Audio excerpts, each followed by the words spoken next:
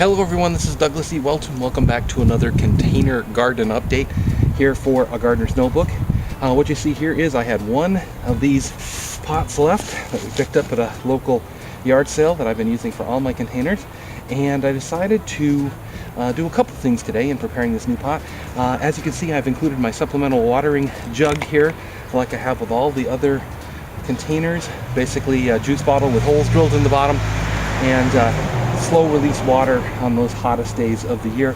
You couldn't tell it by today, it's overcast and cloudy, but we are getting ready to approach our hot time of year, so this will come in very important as we move into those times.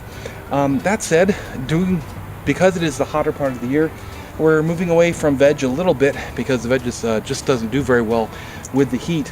And I joked last episode about planting some pretty things like flowers and stuff, and I've sort of made a hybrid decision here. Basically, I'm going to plant something pretty, but it's also edible, and that is nasturtiums. And in this little cup here, you can see I've got about 10 nasturtium seeds. I have soaked them overnight as called for in the directions on the seed packet.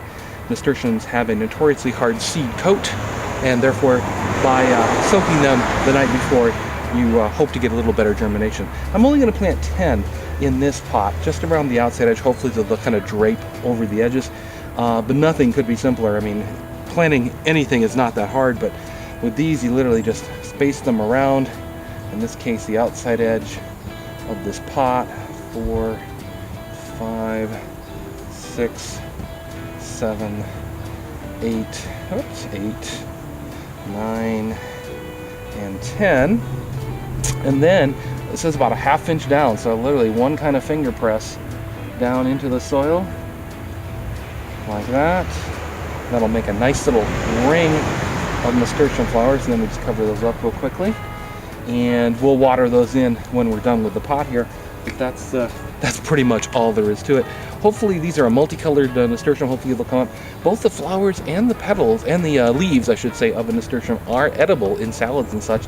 And I'm actually sort of looking forward to giving that a try. I've never had them before, but I hear they're very tasty, as well as give us a little bit of a color out here in the container garden during the hottest part of the year. Now, second, I'm also going to kind of expand my little trial here. I've got one that's working very well, and we'll look it up here in a little bit. We'll find the one that perhaps started to work.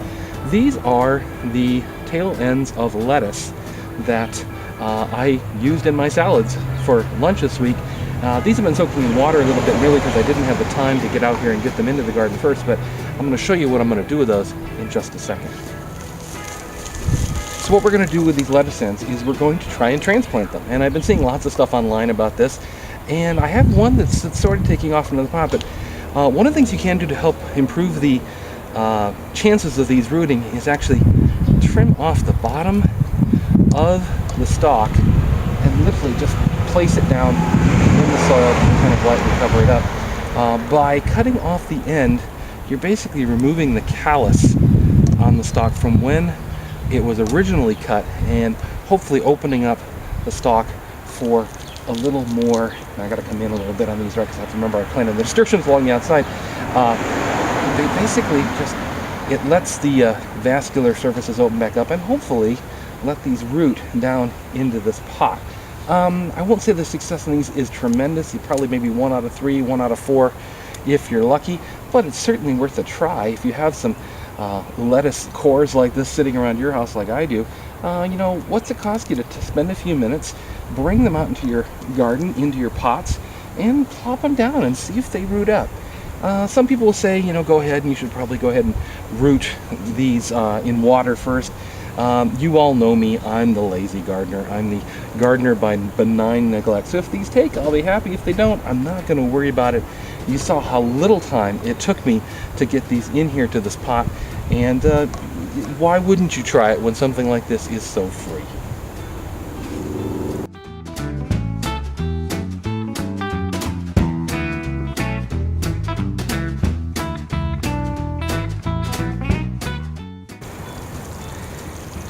And now to seed everything in this pot, we'll water it in nice and deep.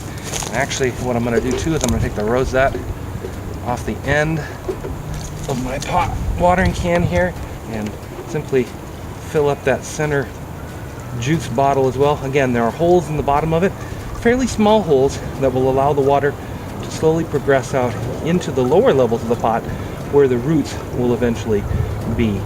Mainly this is for supplemental watering during the hottest parts of the year. It simply helps keep the pots moist.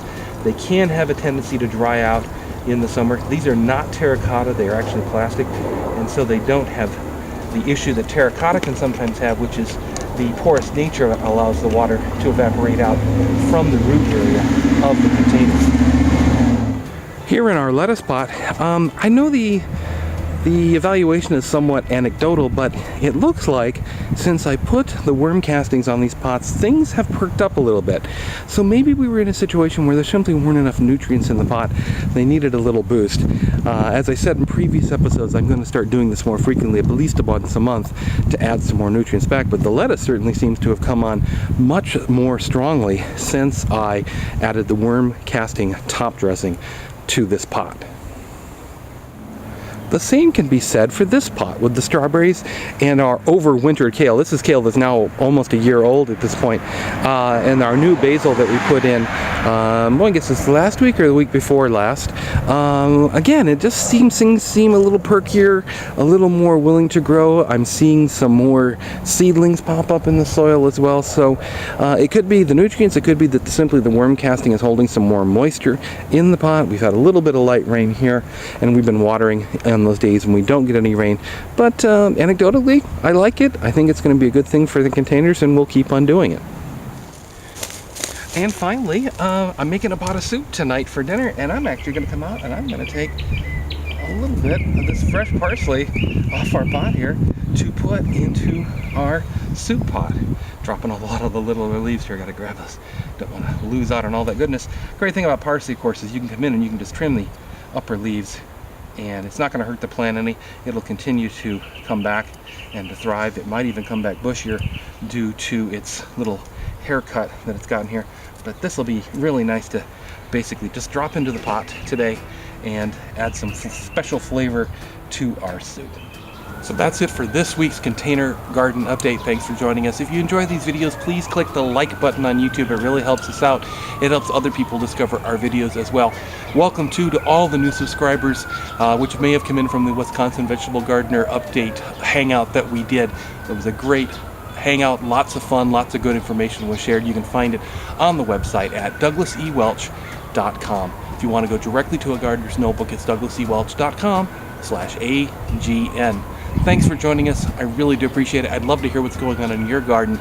Leave them as comments on YouTube, on the blog, via Twitter, whatever is most comfortable for you. Until next time, keep frugally planting, keep trimming, and keep digging.